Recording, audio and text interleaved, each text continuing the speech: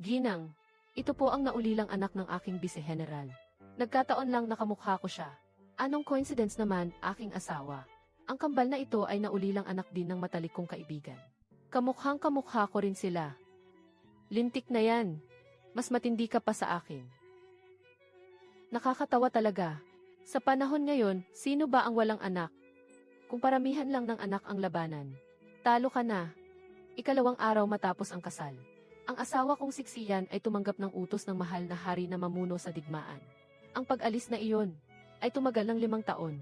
Sa ikalawang taon ng pagsabak ni Xian sa gyera, ang aking biyenan ay biglang nagkasakit ng malubha at pumanaw. Ipinadala ko ang balita ng pagpanaw ng biyenan ko kay Xian sa pamamagitan ng mensahero.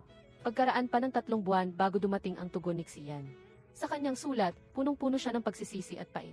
Pinakiusapan niya akong magluksa para sa kanya sa aming tahanan. Habang siya naman ay magluluksa ng 3 taon para sa kanyang ina doon sa hangganan. Nangako pa siyang hinding-hindi kukuha ng kabit.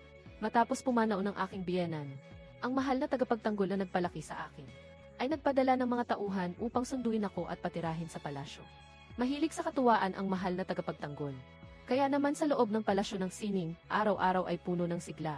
Ang mga prinsipe at prinsesa ay walang tigil sa pagbisita at pagsasalo sa pagkain. Dahil sa mataas na katayuan ng mahal na tagapagtanggol. Bilang kanyang anak-anakan, natural na mataas din ang antas ko. Kahit ang mga prinsipe at prinsesang mas matanda pa sa akin, ay kailangang magbigay pugay at tawagin akong Tiayongning. 1 taon na ang nakalilipas. Nalasing ako at nawala sa sarili. Hindi ko alam kung sinong prinsipe o duke ang nakatalik ko. 1 buwan matapos iyon, hindi ako mabitawan ng pagsusuka. At naging balisa ang aking kalooban. Nag-alala ang mahal na tagapagtanggol. Gusto niyang ipasuri ang aking pulso sa manggagamot ng palasyo. Ngunit magalang ko itong tinanggihan. Sa isip-isip ko, hindi man ako nakakain ng karne ng baboy, hindi ba't nakakita na ako ng baboy na tumatakbo? Lampas na ng 10 araw ang aking buwanang dalaw. Kaya naman may hinala na ako sa nangyayari. Ginamit kong dahilan ang pangangailangan ng katahimikan upang makabalik sa aking sariling mansyon. Pagkarating sa mansyon, pinahanap ko agad ang aking katulong ng isang doktor para suriin ako ng palihim. Hindi nga ako nagkamali sa aking hinala. Nagdadalang tao nga ako. Dahil lumaki ako sa loob ng palasyo. Alam na alam ko kung gaano kapanganib ang pagpapalaglag sa katawan ng isang babae. Sa isang saglit lang, nagdesisyon na akong ituloy at isilang ang sanggol sa aking sinapupunan. Ano man ang pinagmulan nito, kung walang mangyayaring masama, baka ito na ang una at huling pagkakataon na magkakaanak ako. Ang alagaan ang sarili hanggang sa panganganak, ay mas mabuti kaysa sa pinsalang dulot ng pagpapalaglag. Kaya naman, ang pananabik ko sa pagbabalik ng asawa ay nauwi sa panalangin na huwag na muna siyang bumalik. Nang malapit na akong manganak, dumating ang balita ng malaking tagumpay mula sa hangganan. Ang balitang pagbabalik ng mga sundalo sa kabisera ay parang nagkaroon ng mga pakpak. Mabilis itong kumalat sa buong lungsod. Nakaramdam ako ng matinding kaba. Natatakot na malaman ni Xian na nagdadalang tao ako sa anak ng ibang lalaki. Sa panahong ito na hindi patas sa mga kababaihan. Kamatayan ang parusa sa ganitong uri ng kasalanan.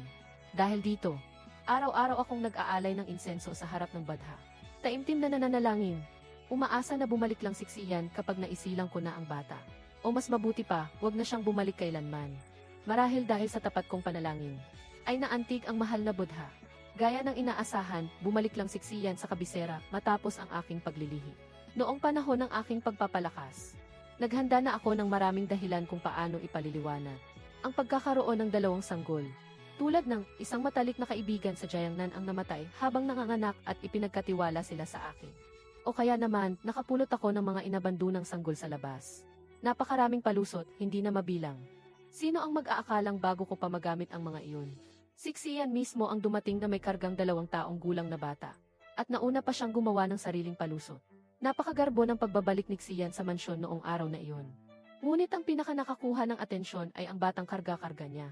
Kahit natatakpan ng kapa ang mukha ng bata, marami pa rin ang napabulong sa gulat nang matanggap ko ang balita sa loob ng mansyon ng prinsesa. Sa wakas ay gumaan ang loob ko. Talagang inuwi ni Xian ang batang iyon. Napangisi na lang ako sa loob-loob ko. Napakalakas ng loob ng taong ito. Pagkarating ni Xian sa mansyon, nagpalitan muna kami ng mga formal na pagbati. Pagkatapos ay itinuro niya ang bata sa kanyang bisig. Salamat sa iyong pagtitiyaga sa bahay habang wala ang iyong asawa. Ito ang naulilang anak ng aking bise-general. Hindi matiis ng inyong asawa na makitang palaboy-laboy ang anak ng aking tagapagligtas. At api-apihin lang ng iba. Nais ko siyang ipangalan sa inyo bilang inyong anak. Tinitigan ko ng maigi ang bata. Halos 80% ang pagkakahawig ng bata kay Xian. Ang galing din ni Xian magsinungaling ng dilat ang mata. Gumawa pa siya ng ganitong klaseng kalokohang kwento. Pero dahil may itinatago rin ako, sasakay na lang ako sa Agus. Ganoon ba? Napakabuti ng puso ng aking asawa. Kaawa-awa naman ang batang ito. Maaari ko ba siyang kargahin? Juan siya ang iyong ina. Sige na, magpakarga ka na sa iyong ina. Bata pa si Juan at mahiyaing harapin ang hindi kakilala. Nagtiyaga akong amuin siya ng matagal. Hanggang sa dahan-dahan niyang iniabot ang kanyang mga kamay sa akin. Nang maganda na ang timpla ng usapan. Saka ako nagsalita na tila walang mali siya. Dahil napakabuti ng puso ng aking asawa. Mapayapa na ang aking kalooban. Mayroon din akong nais ipaalam sa inyo, aking asawa. Nang makita ni Xian ang tila mapagmahal na tagpo naming mag-ina, tumango siya ng may galak, at bukas palad na nagsalita. Magsalita lang kayo, aking ginang. Eksaktong 1 buwan na ang nakararaan. Isang matalik na kaibigan ang nagbilin sa akin bago siya pumanaw. Ipinagkatiwala niya sa akin ang kanyang kapapanganak na kambal. Balak ko sanang sumulat sa inyo noon upang ipaalam ito. Ngunit naisip ko ang inyong malaking tagumpay sa digmaan. At dahil pabalik na rin naman kayo sa kabisera, minabuti kong hintayin na lang ang inyong pagdating bago sabihin. Noon, iniisip kong ilabas ang mga bata sa mansyon pag uwi ninyo. Ngunit ngayon, binawi ko na ang balak na iyon.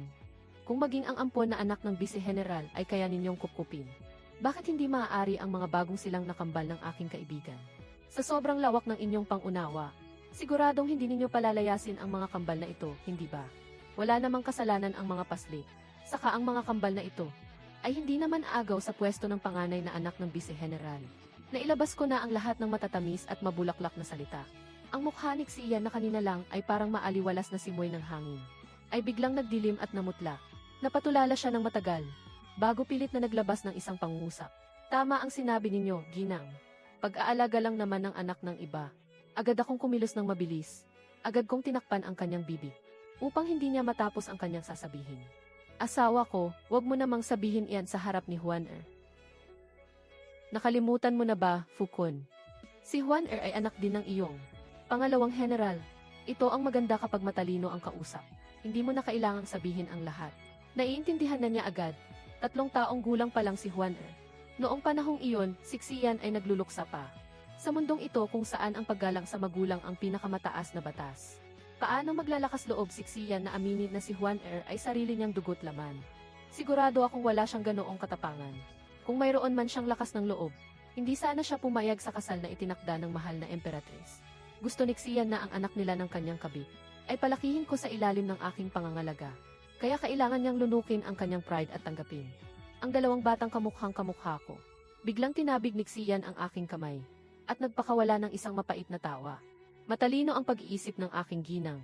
Pasensya na at mukhang mapapagod ang ating ginang. Pagkatapos niyang sabihin iyon, hindi pinansin ni Xian ang aking pagpigil. Puwersahan niyang kinuha si Juan mula sa aking mga bisi. Matatakutin si Juan Papanatilihin ko muna siya rito sa mansyon ng pamilya Xi. Paglipas ng ilang panahon, saka na siya alagaan ng ating ginang. Matapos bitawan ang mga salitang iyon. Mabilis siyang umalis habang karga si Juan Pinanood ko ang kanyang paglayo. Napatawa na lang ako ng bahagya. Hinayaan ko siyang umalis ng may galit. Simula nang bumalik si Xian sa kabisera. Hindi na siya naging bakante. Una, abala siya sa pagdalo sa iba't ibang mga piging. Pangalawa, abala siya sa paghahanap ng matitirhan para sa ina ng kanyang anak sa labas. Pangatlo, mas abala siya sa lihim na pag-imbestiga kung sino ang aking kalaguyo. Hindi siya naniniwala sa aking mga kasinungalingan. Pero dahil wala siyang sapat na ebidensya, hindi makakilos ng basta-basta si Xian. Hindi rin siya makapaghain ng diborsyo. Lalong hindi niya magawang-gawing legal na asawa ang kanyang kabit. Samantalang ako naman ay walang ginagawa. Araw-araw ay kain at tulog lang ang inaatupag. Napakasarap ng buhay ko. Isang gabi, bigla akong nagising mula sa aking panaginip. Pagmulat ng aking mga mata, muntik na akong mamatay sa gulat sa aking nakita. Nakita ko ang prinsipe na matagal ko nang hindi nakakausap. Na may madilim na ekspresyon sa mukha. Nakatayo sa tapat ng aking higaan. At tinititigan ako ng seryoso. Nang makitang gising na ako, hindi man lang umiwas ang prinsipe. Sa halip ay nagsalita siya ng may pananakot. Ang mahal kong tiya, napakagaling mo talagang magtago ng sikreto. Kung hindi pa naghahanap si General Xi ng lalaki mo kung saan-saan, hindi ko pa malalaman na may anak na pala ako. Ang hayaang maligaw ang dugong bughaw sa labas ng palasyo. Alam mo bang isang krimen iyan na kamatayan ang parusa? Anong pinagsasabi mo? Saan ka naman magkakaroon ng anak? Sina Long at Ling tama ba? Isang matalik na kaibigan ng aking tiya, ang naghabilin sa kanila bago mamatay. Ayon sa aking investigasyon, gawa-gawa mo lang ang lahat ng iyan. Kung ganoon nga, ano naman? Anong pakialam mo rito, prinsipe? Habang pinagmamasdan ang prinsipe na dati ay kampante, biglang may rami ng lamat ang lumitaw sa kanyang mukha. Palihim akong natutuwa sa loob ko. Tiya, nakalimutan mo na ba ang gabing iyon, 1 taon na ang nakakalipas? Nang gabing iyon, hinila mo ako, bago pa man siya matapos magsalita. Namula na ng husto ang mukha ng prinsipe. Sandali lang, siya ba ang lalaki ng gabing iyon? Ito, parang posibleng ang siya iyon. Mula ng gabing iyon, hindi ko na muling nakita ang prinsipe sa palasyo. Sabi ng reyna ina ay may baha sa Jiangnan, kaya ipinadala ng emperador ang prinsipe doon. Noon ay nag-ambag pa ako ng malaking halaga ng pilak. Pagkatapos noon ay hindi na ako pumasok sa palasyo. Kaya natural na wala na akong balita tungkol sa prinsipe. Hindi ko akalain na siya pala ang lalaking kasama ko sa magulong gabing iyon. Ang gulo nito. Inisip ko na ang lahat ng mga prinsipeng tagapagmana.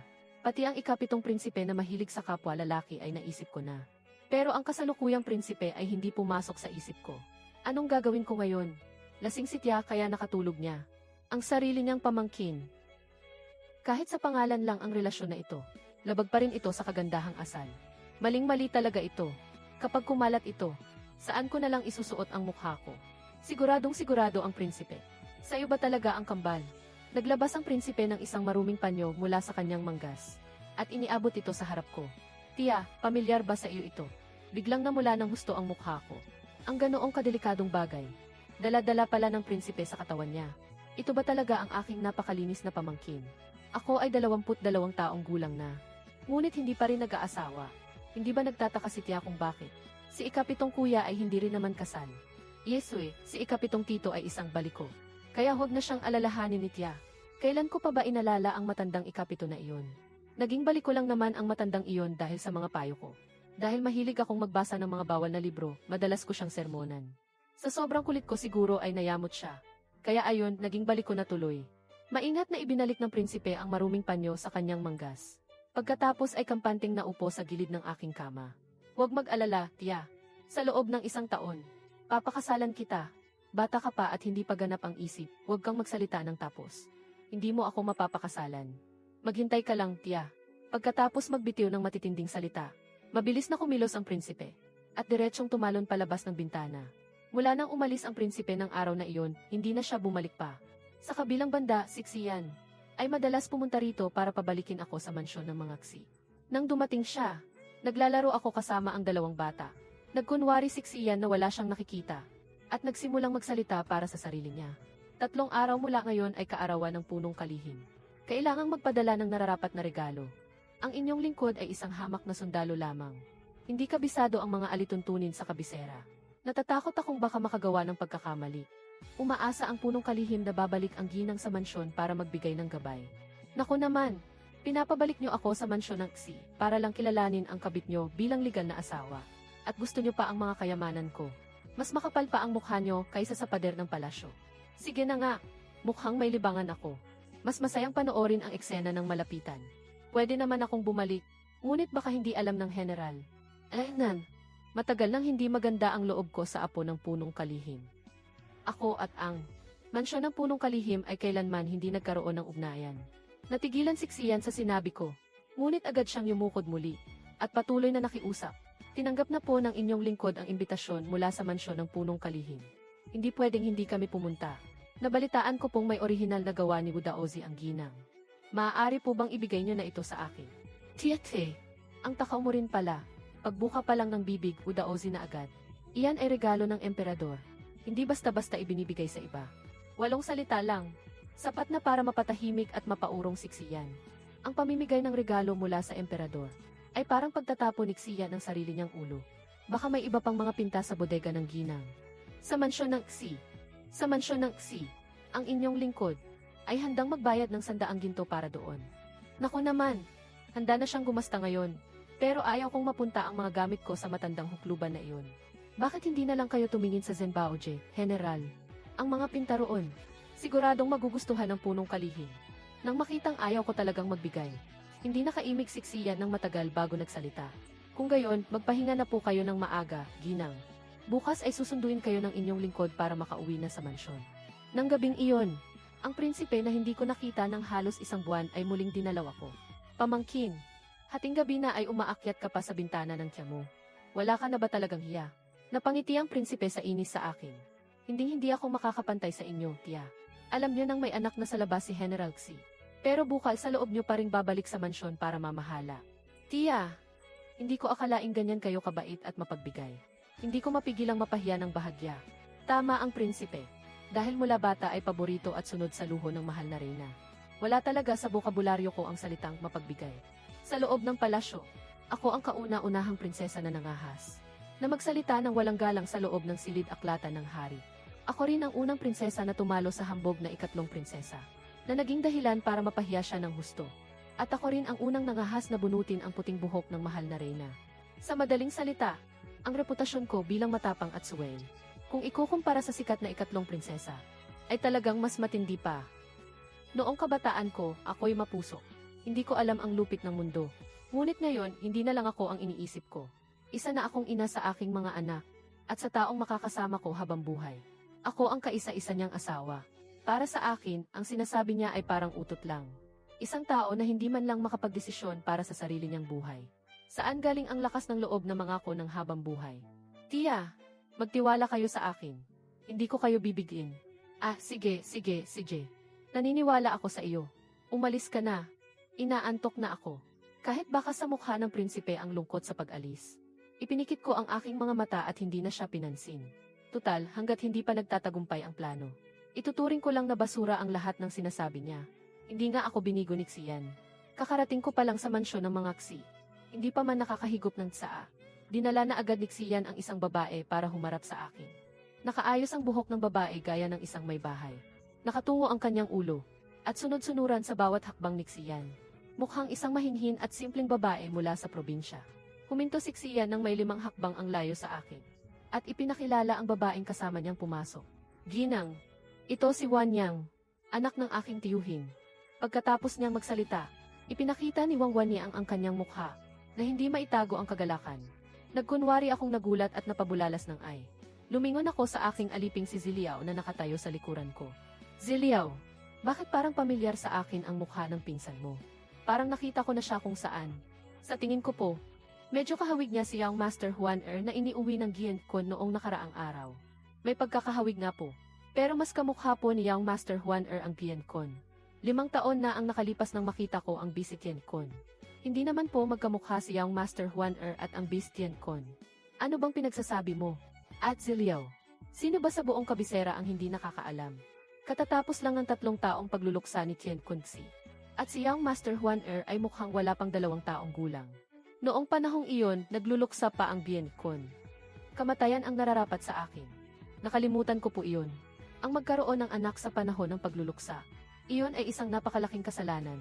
Ang dalawang ito, parang nagkakantahan sa pagtugon sa isa't isa. Walang pakialam kung mamatay sa hiya si Xian at Wang Wanyang. Nakita ko ang mukha ni Xian na kanina lang ay nakangiti, biglang naging kasing itim ng bakal. Samantalang si Wang Wanyang naman ay namutla ang mukha. Muling itinungo ang kanyang ulo. At hindi nakaimik ng kahit isang salita. Nang makita kong sapat na ang init ng sitwasyon, saka ko lang dahan-dahang pinutol ang walang tigil nilang pagtatalo. Tama na iyan. Hindi ganyang klaseng tao ang Giancun. Huwag kayong magsalita ng kung ano-ano. Pagkasabi niyon, muli akong umiti, at humarap kay Wang Wanyang na wala ng kulay ang mukha. Pinsan, huwag kang matakot sa 2 alipin kong ito na walang modo. Huwag mo silang pakinggan sa kanilang mga kalokohan. Pilit na tumango si Wang Wanyang. Gaano ka nakatagal dito sa kabisera, pinsan? Sumama po ako kay pinsan sa pagbabalik sa kabisera. 1 buwan na po. Hindi ba't nasa hangganan ang pamilya ng ina ni Giancun? Bakit sumama sa iyo ang iyong pinsan pabalik sa kabisera? Nag-iibigan ang aking pinsan at ang aking Beast Giancun. 5 taon na ang nakalilipas nang sumama siya sa Beast Giancun sa hangganan. Si Huan ay anak nilang 2. Sila mismo ang naglagay ng sungay sa sarili nilang ulo. Kailangang magsuot ng maskara. Tawang-tawa na ako sa loob-loob ko. Natatakot akong baka hindi ko mapigilang humagal pa. Kaya kinurot ko na lang ng panggigil ang hita ko. Ganoon pala iyon. Sabi ko na nga ba, bakit kamukhang-kamukha ni Huan ang asawa ko? Iyon pala ay dahil ang pamangkin ay kawangis ng amain. Muntik ko pang mapagbintangan ng mali ang asawa ko. Lalong nagdilim ang mukha ni Xian. Sige na, hayaan na ang pinsan na manirahan ng maayos dito sa mansyon. Pagkatapos magsalita, Bigla kong iniba ang daloy ng usapan. Na maihalong kaunting panunumbat. Kayo naman, General. Buhay pa naman ang tunay na ina ni Juan. Bakit niyo ipapalaki ang bata sa ilalim ng pangalan ko? Ano na lang ang iisipin ng pinsan niyo? Magpapaliwanag sana siksiyan. Pero hindi ko siya binigyan ng pagkakataon. Tuloy lang ang banat ko. Kung gusto niyo talagang palakihin siya, dapat ay hintayin munang makapag-asawa ang pinsan niyo. Bilang asawa ng kanyang amain, tiyak na ituturing kong parang sariling anak ang batang iyan. Ibibigay ko ang lahat ng masasarap na pagkain at inumin. Ako, hindi ako mag-aasawa. Ano ba itong sinasabi mo, pinsan? Ang isang babaeng nasa rurok ng kabataan ay hindi dapat manatiling balo habang buhay. Gusto man namin ng pinsan mong alagaan ka habang buhay. Pero ano ang sasabihin ng ibang tao? Ang mga hindi nakakaalam ay baka isiping masahol pa sa hayop ang pinsan mo. Na nakipagtalik siya sa iyo habang nagluluksa at nabuo si Juan. Iyan ang pinakaayaw marinig sa korte. Kung hindi para sa sarili mo, dapat mo ring isipin ang reputasyon ng pinsan mo, hindi ba? Todo-todo ang pasaring ko sa kanila. Ang mukha nilang dalawa ay mas masahol pa sa nakalunok ng langaw. Napuyos ang mga kamao ni Xian. Sa huli, isinakripisyo na naman niya si Wang Wanyang para sa kanyang kinabukasan. Pinsan, magbigay-pugay ka at magpasalamat sa ginang. Nangingilid ang luha sa mga mata ni Wang Wanyang. Tumingin siya ng tulala kay Xian. Pero lumingon si Xian at hindi man lang siya tinapunan ng tingin. Nang makitang hindi siya kumikilos, lalong lumakas ang boses ni Xian. Siya ang may bahay ng mansyong Xi. Ngayong pinapasalamat ka ng ginang, gawin mo. Nagulat si Wang Wanyang sa sigaw ni Xian. Nanginginig siyang nagbigay-pugay sa akin bilang isang kerida. Hindi pa ako nakakapagsalita. Nagmadali nang lumapit si Ziliao na nasa likuran ko para pigilan siya. Nagbigay-pugay muna siya kay Xian. Pagkatapos ay sunod-sunod na nagpakawala ng mga tanong. Pagbati sa general, hindi po dapat nakikialam ang abang lingkod na ito. Pero dahil sangkot dito ang dangal ng ginang at ang reputasyon ng general, mapipilitan ang abang lingkod na ito na magtanong ng ilang bagay. Saan po natutunan ng binibining pinsan ang ganyang asal? Bakit po kayo nagbibigay-pugay sa ginang sa paraan ng isang kerida? Kailan pa po naging opisyal na kerida ang pinsan nyo, General? Bakit hindi nyo man lang sinabihan ang ginang?